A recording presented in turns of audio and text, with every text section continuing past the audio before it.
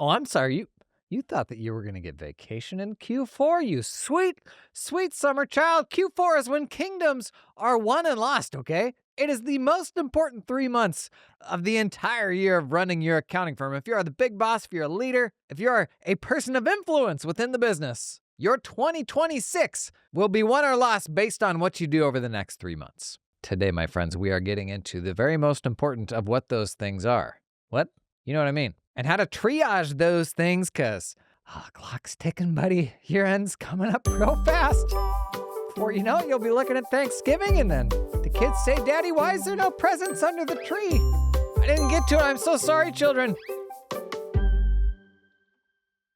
Okay, that was too much. Let's all take a deep breath. We're just going to make a totally logical plan for what we're going to do between now and year end. Reminder just off the top here, buddy, don't put this stuff all on your own back. In fact, share this episode with your most trusted allies in the firm so that we can divvy up these responsibilities, because there's a lot to do. And I always came out of October 15th thinking, well, this will be nice. I got maybe a month to cruise, but you just don't. There is no space. Like, accounting for the holidays, assuming you're taking a little bit of time in the holidays, there really isn't wiggle room outside of that. And then before you know it, you're just straight back into the gauntlet in January. I got 7 things here that we're going to run through that all need to happen between now and year end. Very important stuff that will genuinely dictate the success of 2026. And number 1 is something we got to nail down as quickly as we can, and that is tech selection. The best time to choose your tech stack, it's in Q2. That's when you got time to shake everything out and make sure everything works the way you'd like. But the second best time,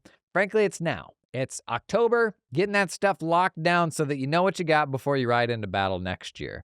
And this just requires ripping off some Band-Aids. Common traps here. You know you need to change, and you're stuck between 2 new alternatives, better alternatives. At a certain point, we need to talk with our peers who have gone through the same decision, but then just commit. Oftentimes, you'll be on a 50% solution, but then be paralyzed between which of the 2 95% solutions you should go with. Buddy, they're both way ahead of the curve from what you got today, and I want to guess what the right one is as much as anybody else. But the one thing that is absolutely the wrong answer is the status quo. And so I can't stress enough where the biggest unblocker of tech decisions is access to your peers. I respond to probably 80 to 100 emails and DMs a week. It's more than that. A lot. And you know what I do? For most of these questions, if it's not a very obvious one that I have an answer for off the top of my head, I will go to Realize, my online community. I will search what their question is, and I will find real feedback from people. Who are you using for your UltraTax hosting, for your Lacert hosting? Do I go with Soroban or Stanford Tax based on XYZ?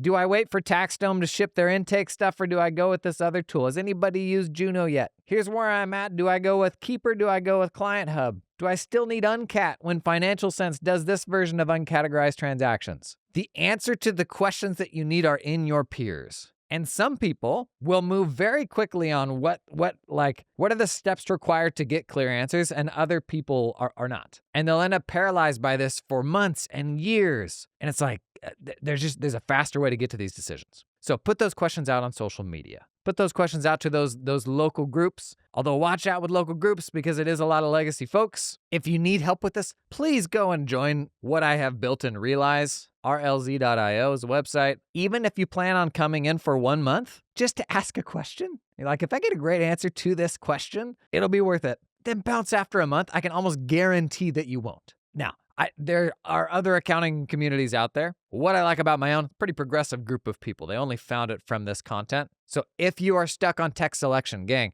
the answer is in your peers, is in the context they can provide. Because what we think we want in tech selection is getting to the perfect stack and then stopping. Unfortunately, that is not a reality, because you will pick the set of tools that you think are the best, but then on the other side of that, you will discover a new problem that is, I still don't have confidence. I'm still not sure if this is the right thing, because I keep seeing that new tool and this new press release. Is this real or not? And this new AI alternative, and you still have FOMO. We think we're in the search for the perfect tech stack, where what we are in the search for really is confidence, the ability to decide on my tech stack and then put it out of mind for another 12 months. Imagine how good that would feel. Speaking from experience here, the only way I know how to get that is to have friends that are going through that similar journey, and you see that press release and you see that new tool and you can talk to people who have used it and they're like, how real is this? Does this integration actually work? If you're struggling with those problems, as honestly, I think every single accounting firm is, then rip that Band-Aid off. If it means paying for a solution, pay for a solution. If you're going to a new practice management system, don't do it without a paid implementer. Hire the help you need to get it set up properly from day one, and you'll shave years off the learning process and it will be immediately more effective for you. This is honestly like on tech selection, like I feel like I just got to give some tough love here because the answers are out there. We got to stop wasting time. Software on average is 5% now of revenue for small firms. If you've ever made big wrong decisions like I have, you know how much that costs and how much time that wastes. We just got to rip those Band-Aids off and make some decisions so that we can move on with all the other stuff we got to do before year end, because there is a lot. Tech selection, that's just number one, and it's probably the thing I would try to fast track most ahead of all these other things. Number two, if you are a tax shop, you're going to live and die by how we begin preparing for busy season now. That means pulling forward as much work as we can possibly do. The most obvious example being tax planning. The biggest upside of doing tax planning with my clients is I didn't then touch that work again until the summer. We already know what they've got to pay. We are then going to give them the privilege of not filing in tax season and waiting until later in the year to see if circumstances in their life or their business have changed in a way that would impact potentially what we include in the filing. If you don't do any tax planning with me and we go into tax season and you need a tax return, then there's no way I can help you. If we do planning now, we will lock down what we think the right answer is. We'll take any decisions by 12/31 that we only could have made by 12/31. And this is how you get people to take action on this stuff is, hey, you got 43 days left before this tax year is locked for good. Let's talk about it before we get to Christmas. And that's ultimately the best way to relieve pressure from your busiest season is obviously pushing work outside of that season, right? And so the folks that I'm doing tax planning for now, I don't touch that stuff in busy season because it is actually better for us to be able to wait, to revisit it and be like, should we change the position that we've taken on any of this stuff based on maybe new tax legislation that's coming, or maybe your business is way more profitable or way less profitable, or you lost your job, or all sorts of factors. When it comes to, do I file in tax season or do I file later? In my opinion, there are oftentimes scenarios where it would have behooved you to file and wait to make that decision until later, while there are practically never situations where it will behoove you to file in March and April. So make the default waiting. In fact, make the privilege waiting. Your most premium clients, you ought to be reserving the capacity for them to wait as long as possible to file so that we can still manipulate that stuff right up to the deadline. And you can only do that with so many people. So like that, we can frame that is actually a premium thing we can offer you. Now, this is a big thing for tax folks also, but number three, a biggie for bookkeeping firms, getting those books cleaned up before 12/31. Whether you're a tax firm, whether you're a bookkeeping firm, you really don't want to be doing months and quarters and an entire year of books in Q1 of next year. You want to get things pretty well caught up so that when we get past 12/31, we are like just putting a bow on it. You're asking all the hard questions. Now you're having the conversations that you need to, particularly for tax shops. If the expectation is that business return is going to get out in Q1, which I mean, honestly is like not even advisable in my opinion, but please don't do book cleanup work in Q1. In fact, a lot of firms now, they're like, we're not even going to touch book cleanup work unless you'll pay us to do it before the end of the year. Then maybe we'll talk about filing in Q1. But all that stuff has got to happen now. Otherwise, it all hits, as you know, first quarter next year. And you just can't get all that stuff out the door. Like, and we bear way too much blame for this unnecessarily. The notion that we're going to be capable of performing this impossibly monumental task of getting all this work done in like the first quarter, when all of your sets of books hitting at the same time, like the reality of getting all that stuff done in January, like wildly unrealistic, especially when you layer in other compliance requirements like 1099s. For tax pros, the notion that you can file accurate tax returns and get all that work out the door by April 15th, when you're getting amended brokerage statements clear into April, when all of the company's books have to be up to date, Oftentimes, those are books that you don't even do, you don't have any control over. It's not realistic. And we will sacrifice ourselves and be apologetic and feel like failures for not being able to do the impossible, when it's like the failure was probably not having a plan. And maybe that's where the guilt comes from. I could tell you this as a father. Most of the anger that I feel, where I look at that thing or that thing happens and I'm like, I'm mad. The real reason that I'm mad about that is a lack of planning, is that it was kind of my fault all along, is that I'm thinking about other things and not willing to give this thing enough of my attention span to not just give it a flippant kind of half-baked response, right? And this is where, when the clients are checking in on status requests and all of that, this is where this stuff just enrages us, is we're like, why are you doing that? Quit doing that. But deep inside, we're like, yeah, no, we probably needed a better plan for this. Except we can't set ourselves up to handle this impossible situation, but also accept that it's not our fault. And clients are only going to expect us to succeed in this impossible situation if we tell them that we will. And this is where communicating capacity constraints, rather than being apologetic about capacity constraints,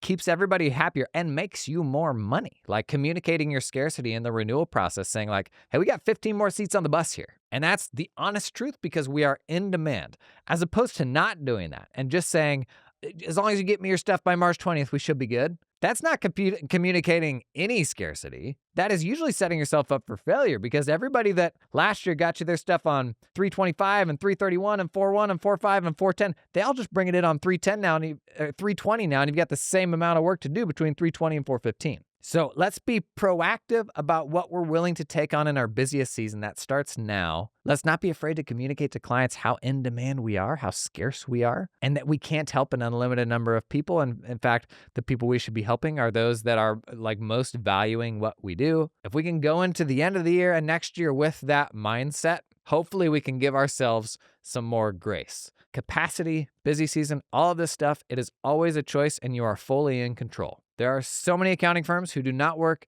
an hour of overtime year-round. And it's not because they're different than you. It's not because their clients are different than you. They've simply set a different expectation. And it is the best and the worst part of running your own shop, is that level of extreme ownership that you need to take in everything that's happening around you. Because if you don't, and stuff goes off the rails, it becomes so easy to start pointing the finger at all these things that are going wrong. We can't find good help, and that client and that client. But deep down we know, dang, I should have had a better plan for this. We should have gotten out ahead of this more. But right now is when we get out ahead of this, okay? Number 4, it's the least sexy one on the list, W-9s. Nothing blows up the start of next year like freaking 1099s, man. It is the worst. Do everything you can to prepare for this right now. Get all the W-9s you need. Have your clients rounding that stuff out if the expectation is that they do it. Don't leave W-9 chasing until January. Similar to book cleanup, in a perfect world, when we're rolling into January, the only books that we're really doing in January is the December books, or even the last week of December if you do bookkeeping more on a weekly cadence. Similar there, W-9s. We shouldn't be rounding up an entire year's W-9s. Should really only be the net new people from December. Trading time now for time in January and February, man, I would spend 5 minutes right now if I could take 1 minute off January Jason's plate.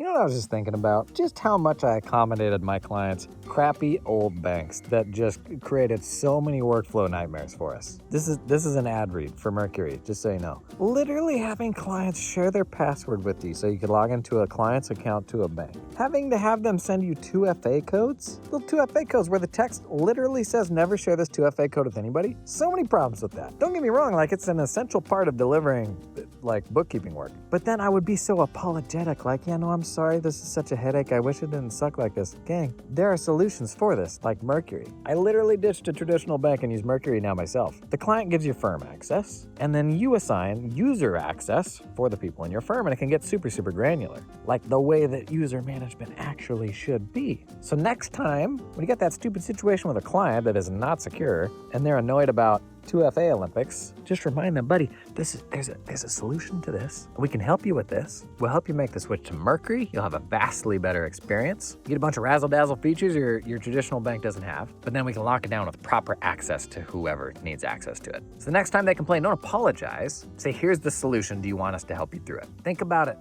all right? To learn more about Mercury, check out the link down in the show notes. Hey, something super interesting that I recently learned while I was in Australia. You know how when you flush the toilet, it goes the opposite way? The same thing applies to accounting. Actually, our debits in Australia are their credits. Like, it goes the other way. And this kind of blew my mind when I started talking with people, because I don't know, I assumed it was the same everywhere. But it's not. Can you believe that? Do you believe that? No, don't believe that. That is obviously not true. You know why? Because accounting is a universal language. It is like love. It doesn't matter where in the world you are. We all speak it the same way, which is why, incoming sponsor segue, which is why services like Cloud Accountant Staffing are so helpful, because they can find accountants for you anywhere in the world. And I'm just gonna say it, if you are struggling to find US-born snowflake accountants to come and work for you, like I struggled with, finding folks elsewhere in the world that'll come and do the work, that might be the move for you. Now, Cloud Accountant Staffing,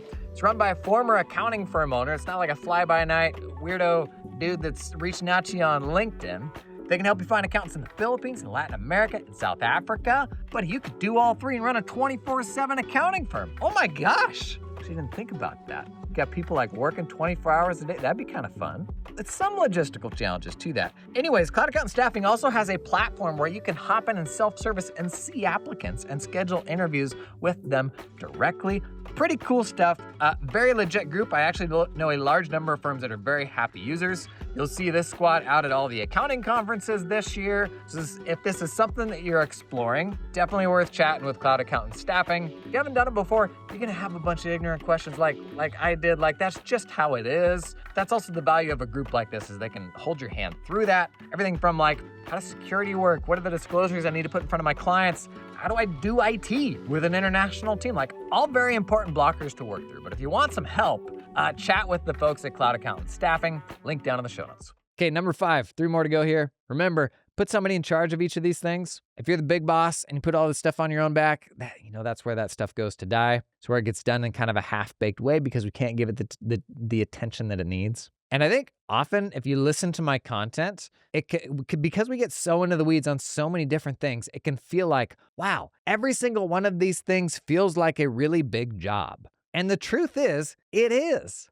To do any part of your firm well is more work than it seems like it will be on the surface. And this is why we can never get anything done, is because you get into something and you realize, okay, actually to do this right, it's going to take way more time than it looks like from the outside. But all you see when you look all around you are things from the outside. And so everything takes longer than you expect. It's also the trap of putting somebody else in charge of doing that thing and being like, why is it taking them so long? It's like, because there's a greater level of depth to doing it right that you don't understand until you get in and do it. And maybe they're not as good as you. That's also a reality of delegating things. Good's not the right framing. As capable as you at that thing. And so unfortunately, the solution is oftentimes just having more people than you'll think you need, having higher level people than you think you need, and needing your clients to pay you more than you thought you would need them to pay you. Somebody emailed me the other day. They're like, we're spending way too much time on, I think it was like data entry, but we don't have they said we're spending way too much time on data entry, but we're not to the stage yet where we can be hiring people for it. And you hear that and you're like, it sounds like you are to the stage where you need somebody to do that work. Either we just got to pony up and cut the check for it, or we're not charging people enough to be able to afford that. You don't get to a size where all of a sudden there's all this excess profit that you're then excited to pour into extra people. If I can't pay someone to do the work on one engagement and still make money on that engagement, then it's not a profitable engagement. This is where actually waiting to just do like full-time hires can kind of be a trap, because we think everything will be made fine by,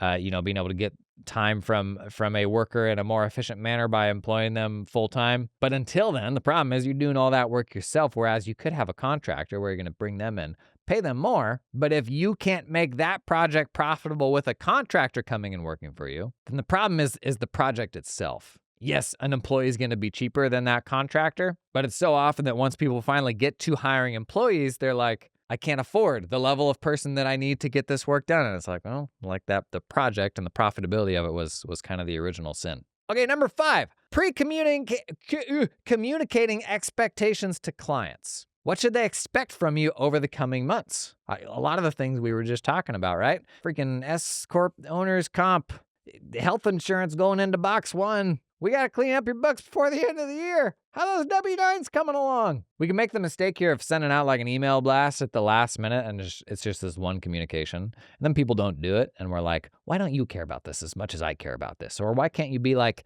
Kate over there, who every time we send her something, she so diligently does it. It's like, well, that's great, but you only got one Kate. We have to kind of start priming the pumps for what they should expect to see from us and what things we need them to do. And also communicate to them, like, here are the time windows where we're going to need your availability and need you to expect to engage with us to be able to get this stuff done. It will feel like you're over communicating if you're doing it right. And that's just because everybody else isn't as focused on what you're doing as we are. So it will feel like over communicating. This is particularly important if you're reliant upon other platforms to push some of this stuff out. So if some of these to-dos are pushed out from your practice management system in the portal, then we're reminding them like, hey, here's what these emails look like. These are coming from us. We need you to pay attention to them. These are very important to-dos. If you're pushing out renewals, here's what platform that looks like. If you're worried about putting multiple platforms in front of them, does that suck? Yes, but we care about that way more than our clients do. Just be sure to tell them, hey, this is coming and it's coming from us. This is what it's going to look like. You're going to get it in this time range, and let us know if you have any questions. And if you only tell them once, that's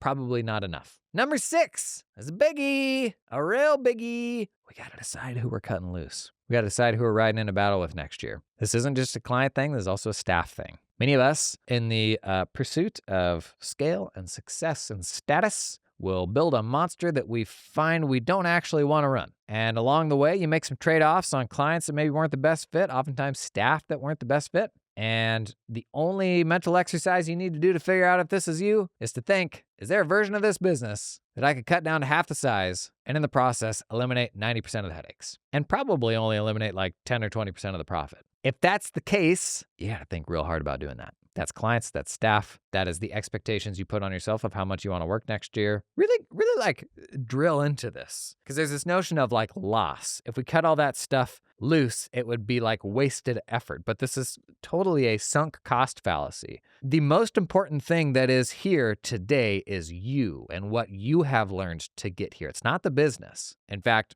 you could argue the business is actually getting in the way of you becoming a better version of you, right? And so if you see a path in 2026 of running a much more lean shop that makes the same money or hardly any less, really dig into the reasons of why you wouldn't go down that path. Because most of them are bad reasons. It is letting down some clients. We have this usually misplaced notion that we're the only ones that can help these people, which is, it's just so wrong. Like, there's so many accountants out there. And like, for some reason, we always will think that we are the best and the best suited for that client. And the reality is, especially if this is a client that would be cut if you are shrinking the client base, if that client is already at the bottom of your list in terms of who you're excited to serve, they're not getting anywhere near your best. We are honestly doing them a service by passing them along down the line to somebody else. Other reasons we don't do this, this attachment to vanity metrics. I run a $1 million firm right now. Well, when you went to the doctor for your annual checkup, they weren't impressed, were they? Is there a $500,000 version of this firm that makes 80% as much money, but you're able to take some time off, maybe go outside, maybe reconnect with little Jimmy and little Marigold? Because those people, those are oftentimes the folks that pay the price, that is our families, for whatever these misplaced ambitions are to keep this bloated thing that we built or something like that. The beauty of cutting back is you can always bloat again in the future if you want. But the next version of growth is almost always better than the old version of growth. Because if you contract right now, are you really going to go straight back out and let the same types of clients on the bus? Like, no. Your minimums, your expectations, your qualifier for what is an A client going forward, it's going to be vastly superior. But if you don't cut back, how agile and how capable are you of going after those great clients? I would argue you're not as agile as that more lean firm is to go after great fit,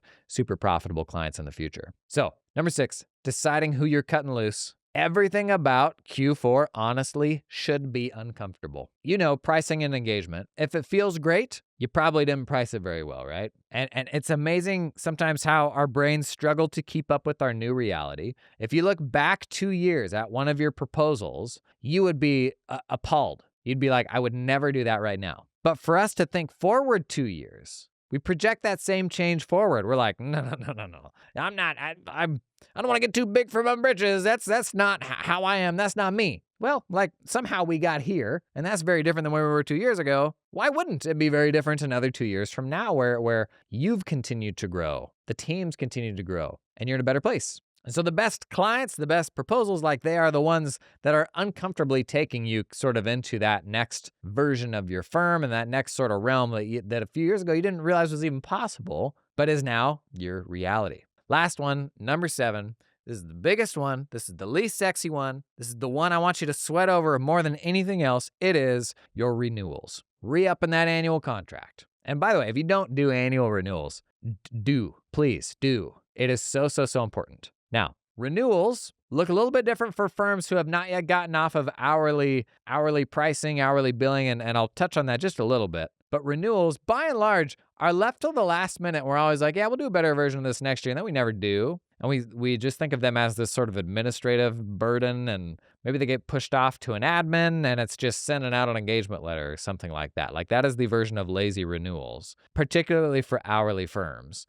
And this is maybe the greatest argument for getting off of hourly billing is giving clients upfront prices that can then be optimized client by client. And everything about what I'm about to describe is going to feel like a lot of work. But here's the thing. Renewals set the price for the work that you're going to do for the entire next year. And so if we think about the cumulative effort of everything that we do for an entire year, all of the toil that you just did the last 12 months, that your entire team just did the last 12 months, think of the volume of work that is, and then think of our unwillingness to put any effort into renewals and what we will actually get paid for that work. Because the optimized version of renewals is not a lazy renewal. So, very basic 101. I'll cruise through this super fast if you're still on hourly billing. The best way to move off of this is to, in December, give your clients prices upfront for next year's work. And all this price is a bump up over what last year was. Please don't bump it less than 5%, probably not less than 10%.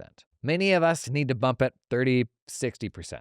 But the very basic version of moving off of hourly billing is taking whatever you charged them last year, bumping it up, putting this in front of the client and saying, this is what we are going to charge you next year. To accept the engagement, you need to provide a payment method.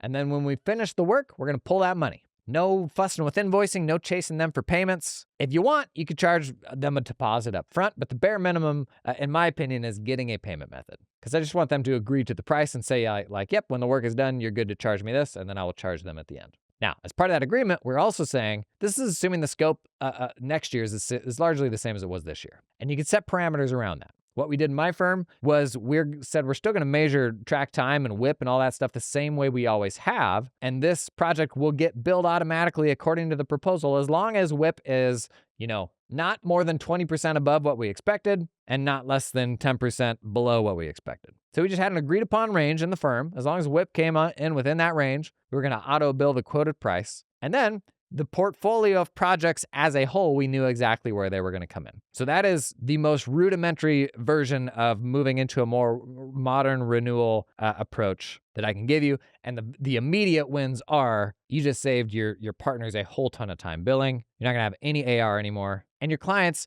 appreciate knowing the price up front rather than not giving it to them till the end. And they're like, I don't want to pay this. And they just did a bunch of work that you're only going to get paid like a very discounted rate for. Now, that is the gateway to what is the single biggest profit driver for most firms today, switching to 3-tier proposals. Because every client that you just give a single price to, it's costing you money. Because not every client has the same ability to pay and willingness to pay. And the core purpose of 3-tier proposals is to capture the fact that both Jim and Steve pay me $800 for their tax return or $800 a month for their bookkeeping, but Jim drives a Mercedes because he thinks he's a Mercedes guy, while Steve, I don't even remember the other guy's name now. The other guy, he drives a Camry because he identifies as a Camry guy. They both make the same money. But Jim's willing to pay you twice as much as Steve's willing to pay you if we set up this 3-tier proposal correctly. So this is your bronze, silver, and gold packages. The way most people tell you to do this is on scope, so that gold is 3 times the work as bronze. I don't want you to do that.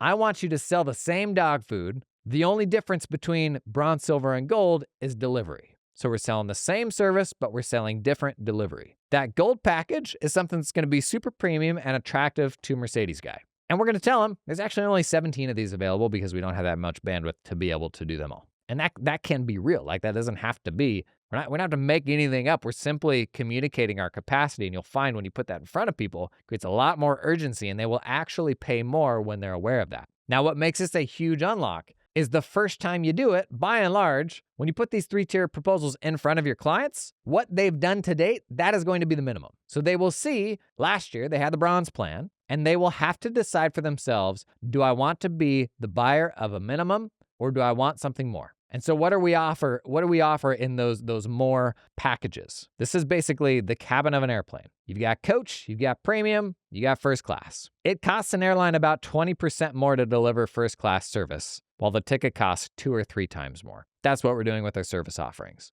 And if you're like stuck on, a moral high ground, or this feels wrong or something like that, remember, we're giving the customer more control over what they're picking and paying than we've ever given them before. In the past, we said, no, you have to pay this for this work. We're giving them greater optionality than they've ever had before. I'm not taking their money. They're picking what they want to pay. On that gold package, they're presumably getting access to higher level people. They're probably getting faster turnaround times. You can set up a VIP phone line that is just a new phone number that rings to your couple best people. You can give them early access to next year renewals, because the President's Club, the gold tier, you can only accept so many people into it. But then next year when you roll out renewals, then they have the perk of being able to be among the first people to choose. You can get creative here, rolling in low-lift stuff like monitoring their transcripts throughout the year, setting up a virtual mailbox where all their tax mailings go to that you can help them manage, almost like a mini sort of family office setup. We're designing these packages according to the premiumness of delivery, and you'll find there's actually a much greater ceiling for the premiumness they're willing to pay for than we've oftentimes accommodated to date. So part of that could be like in-person delivery or just a more hands-on experience. But we're talking about the last mile of what is an otherwise big project. The frosting on the cake, dictating what the price for the entire cake is. And this is what turns a $1,000 project that you get a 20% margin on into a $2,200 project that is 6 times as profitable. Meaning if 1 in 6 clients say yes to the President's Club, you could literally cut 5 legacy projects at a 20% margin and make the same money. But I'm not gonna lie to you, thinking through this for all of your clients, or at least for the clients who there's the greatest likelihood they will opt into the more premium packages, it is work. It is more work than we think it will be. Oftentimes it involves the client wanting to get on the phone or something like that. But again, think of the entire toil of the last 12 months, the collective toil of you, of your team, of every single thing that you've done. Name a more important thing we should put effort into than what they're going to pay us for all that toil next year. Most people are closer than they realize to a vastly more profitable firm than they run today. And the quickest way to make that a reality is 3-tier proposals. Now, if you are the only one drinking the Kool-Aid here, that is where this project will go to die. You have to pull in other people at your firm to make this stuff happen.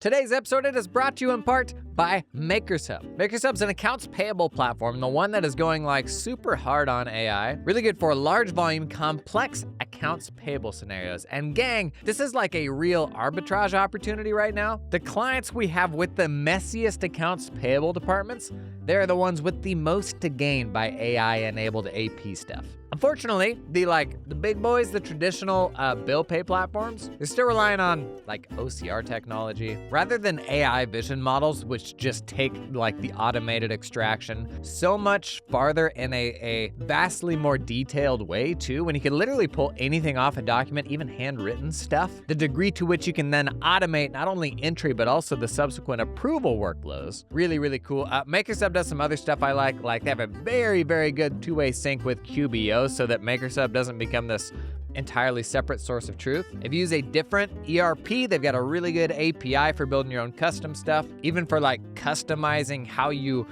export data en masse for import into another system. I've said it before, accounts payable, it is the fastest changing part of the accounting profession right now. If you want to help your clients lead the charge into kind of the modernization of their back office, MakersHub, a great tool to do it with. To learn more, check out a link down in the show notes. If you've ever seen my tech selection pyramid, it's basically like Maslow's hierarchy of picking out tech in your accounting firm, because picking your firm in the right order is very important. You start with the foundational tools and then you layer in the automation stuff on top of it. And wouldn't it be nice if your foundational tools could just do all of that stuff? One of today's sponsors, Client Hub, they're trying to do just this, smooshing several of those layers together because they're a practice management system, but they're also doing really cool month-end close automation stuff for bookkeeping practices. So you get all the practice management goodies to like manage all aspects of the firm, but it's got a super deep integration with QBO and Xero and has like a step-by-step process for managing every aspect of the close. Even like some cool stuff like pulling in uncategorized transactions, and you can push those straight out as a client task all inside of Client Hub. Core part of Client Hub is kind of having like this two-sided task management system where there's the work that you do, and anytime you need the client to do something, you push that task to them, because the reality of getting work done in an accounting firm, you gotta work together.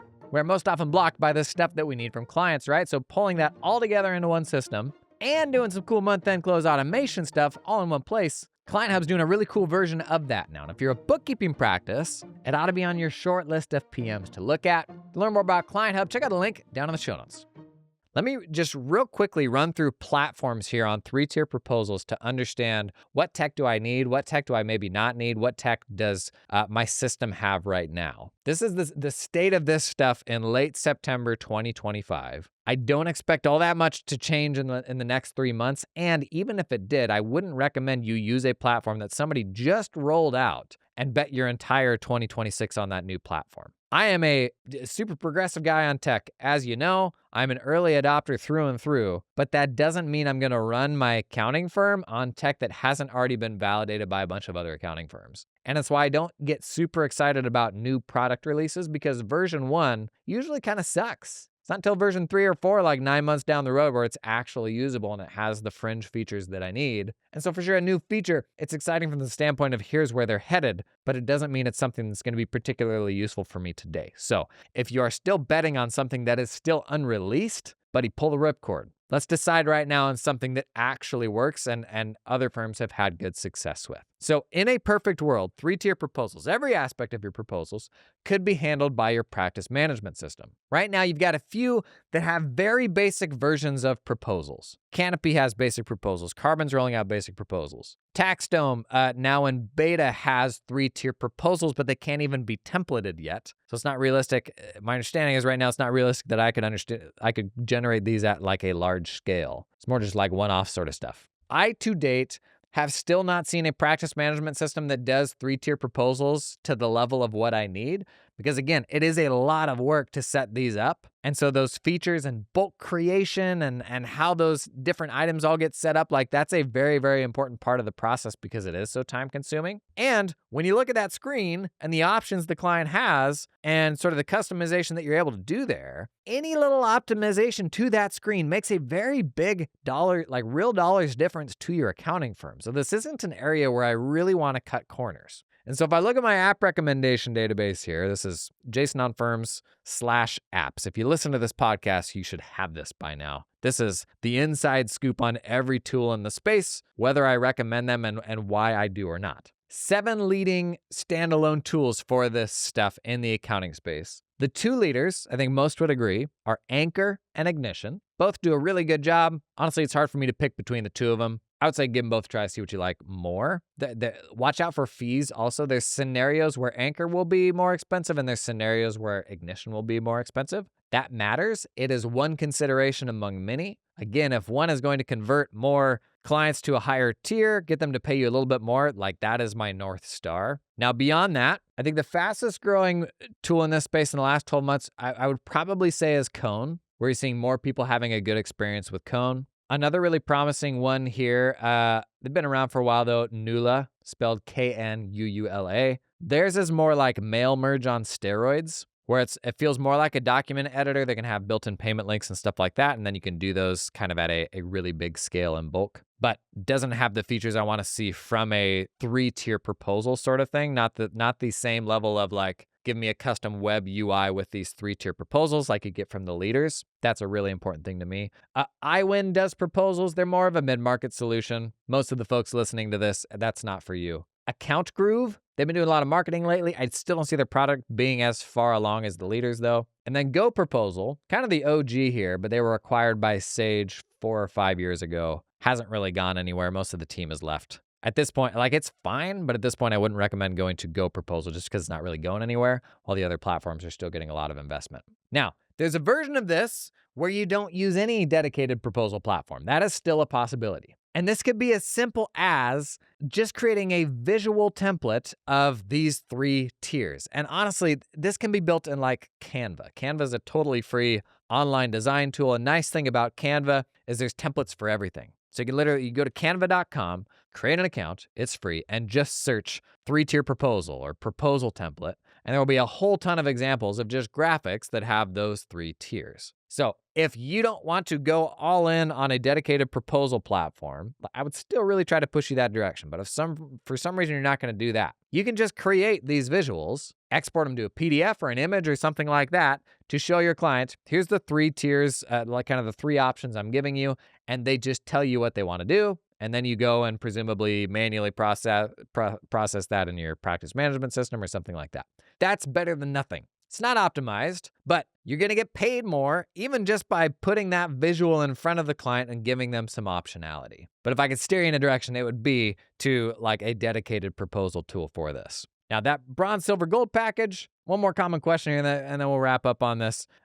Oftentimes the question is, how much more should the silver be than the bronze? How much more should the gold be than the silver and the bronze? Lots of different thoughts here, and people will give you different advice. One Ron Bakerism that's really good is like he likes, I don't think he calls it this, I think I made this up, but he likes the notion of having kind of this YOLO price. Like put a price out there that scares you, that you're like, nobody will ever say yes to that because someday somebody will. And this is his framing. The only way to ensure that that never happens is to never put that price in front of people. And I've had a few of those moments in my practice, as you probably have, where somebody says yes to a price that I'm shocked by, and you're all of a sudden forced to sort of recalibrate your reality and be like, okay, I didn't realize this was possible, but now it looks like we need to go in this direction. Like this is now something that is important for our firm. We're going to follow this to see where it goes. That's an argument for the gold tier being a reach. The way I would recommend to you, if you're just starting out with this stuff still, and you want a basic formula to do this, 3-tier proposals for the first time,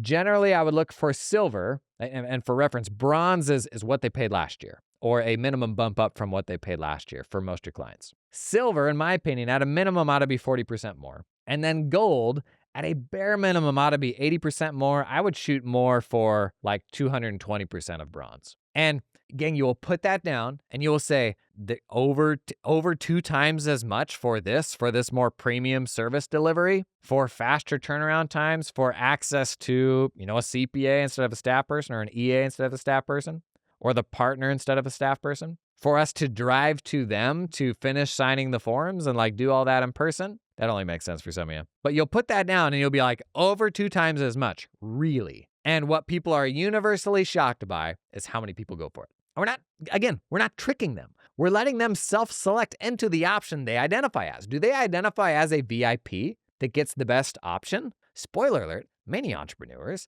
many high net wealth people, they do. And they will actually feel that you're now a better option for them because you're giving them a VIP path and they identify as a VIP. Our mind anchors to the folks at the other end of the spectrum, who are the cheapskates, who don't want to pay more. And charging everyone the prices that cheapskate wants to pay is actually costing you premium clients because they will see that price and think, oh, this must not be a firm for me because that's not a price I would pay, or because that's a fifth of the last firm I paid. There's people that live at both ends of that spectrum, and oftentimes because we identify more as one than the other, we will serve the one that we identify as. But that's a tough way to run a business, man. You end up hitting a wall. You're limited in what you can pay people, limited in what you can pay yourself. You end up having to take on loads of capacity just to support the business. It means you got to do a whole ton of work, but there's a more premium path. So just at that basic example, if gold is 220% of bronze, look at whatever your margins are now. If you're a 30% margin firm and gold costs 220% of bronze, then a gold project is 3 times as profitable as a bronze project. And that's kind of all that matters. What profit are we running from each of these projects? That means if somebody says yes to the gold tier, if you wanted, you could cut 3 bronze clients and make the same money. Now, that gold project, it shouldn't be 3 times the work. Maybe it's a little bit more work. But that is the path to a vastly different accounting firm. It can happen this year, but the beauty is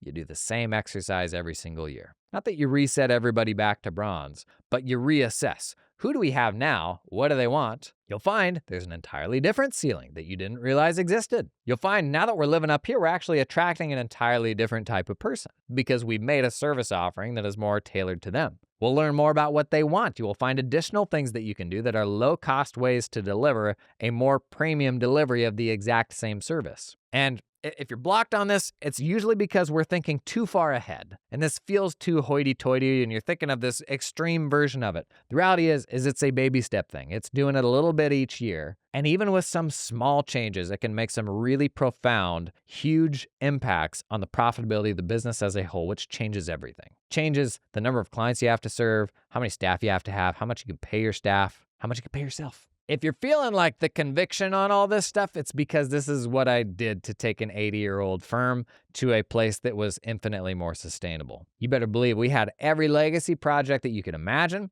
You had every naysayer in the firm that you could imagine. Every reason in the world not to do it. We were an hourly billing firm, had been that way for 80 years, and this is how we got to a vastly better place. You can do it, man. But remember, with every single one of these things, as you get into it, it will be more work than you thought it was going to be, but you're setting yourself up for an easier and more profitable tomorrow. That, to me, that is why it's worth doing. For sure, carve out time. When am I going to take a break between now and the end of the year? But it is way too easy to take the foot off the gas, and then you don't have time to protect yourself and ensure you're in a better place in 2026. You can do it, man. You got any sage wisdom? Pop that stuff in the comments. Any things you've done around renewals that have worked particularly well or anything like that. I want you to have a better 2026. This year, this is the worst that it'll ever be, right? You can do it. I believe in you. You're awesome. You're capable.